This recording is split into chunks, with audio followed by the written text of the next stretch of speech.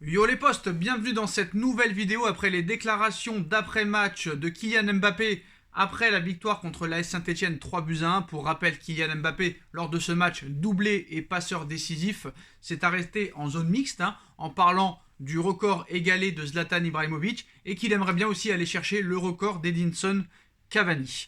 Donc, quand on sait que ce que Zlatan a fait ici, c'est symbolique, ce sont des standards très élevés. On est dans un cercle très très fermé, j'arrive à l'égaler et s'il n'y a pas de gros problèmes, je pense que je vais le dépasser. Il reste maintenant Edinson Cavani, le plus grand buteur de l'histoire du Paris Saint-Germain avec ses 200 buts. On va voir comment ça va se passer, mais bien sûr qu'être le meilleur buteur de l'histoire du Paris Saint-Germain, on ne peut pas cracher dessus, donc on va voir ce qui va se passer. Les propos de Kylian Mbappé après la victoire du Paris Saint-Germain face à l'AS Saint-Etienne ont fait beaucoup parler. Une façon peut-être d'ouvrir la porte à une signature d'un nouveau contrat au Paris Saint-Germain. Seul le principal concerné le sait. Mais ces dernières semaines, l'hypothèse de le voir signer une prolongation de contrat avec le Paris Saint-Germain prend de plus en plus d'ampleur. De son côté, Marca, ce lundi, explique que le Real Madrid reste quand même optimiste, mais qu'il y a un point où ça pourrait se tendre sérieusement. Déjà, Kylian Mbappé aurait très envie de battre le record d'Edinson Cavani.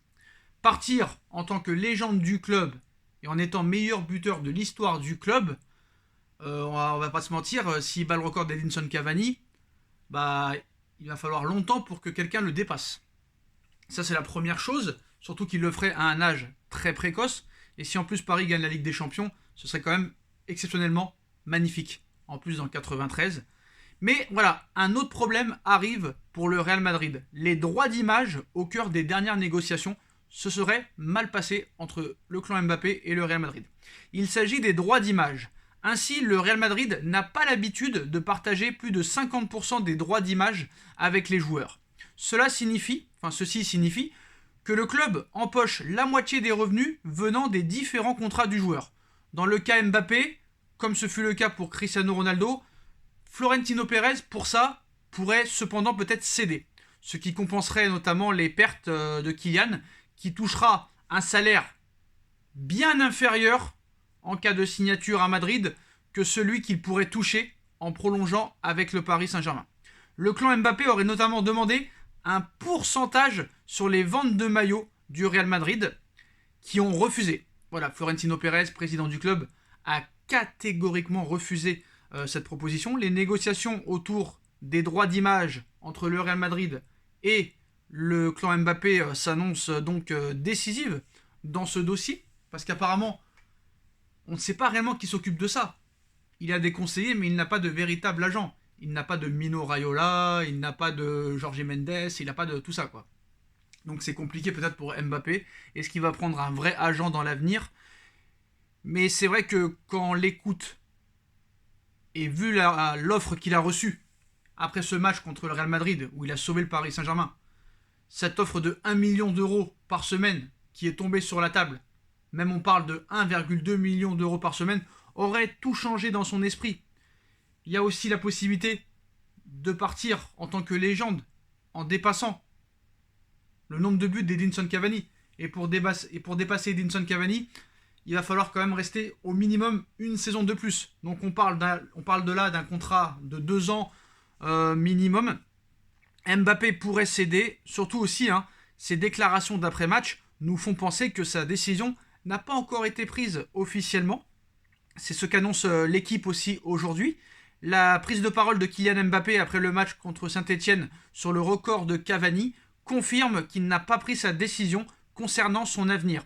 Et dans ce contexte où les discussions se poursuivent en coulisses, ça peut être une bonne chose pour le Paris Saint-Germain. Donc j'ai envie de vous dire que il y a un retournement de situation. C'est très clair. Déjà la première chose, il faudrait que le Paris Saint-Germain élimine absolument le Real Madrid. Ça pourrait déjà prouver beaucoup de choses. La deuxième chose, c'est de gagner cette Ligue des Champions. La troisième chose, battre le record d'Edinson Cavani. Et comme il a plus de 34 buts du record, il ne pourra pas marquer les 34 buts lors de cette fin de saison. C'est impossible, il faudra rester quoi qu'il arrive une année de plus. L'autre objectif, c'est quand même le salaire. Le Real Madrid propose 25 millions d'euros par an, quand le PSG est prêt à monter à plus de 50 millions d'euros par an. Vous pourrez me dire tout et n'importe quoi, l'argent ne fait pas le bonheur, il n'a pas besoin d'argent, il est milliardaire. Déjà, il n'est pas milliardaire. Déjà, allez voir ce que c'est 1 milliard. C'est combien? Déjà, il est très loin d'être milliardaire. À part Cristiano Ronaldo et Lionel Messi, il n'y a aucun footballeur qui est milliardaire. Déjà, c'est la première chose que je veux dire. Voilà. Là, il y a beaucoup plus de challenge au PSG pour l'instant qu'au Real Madrid.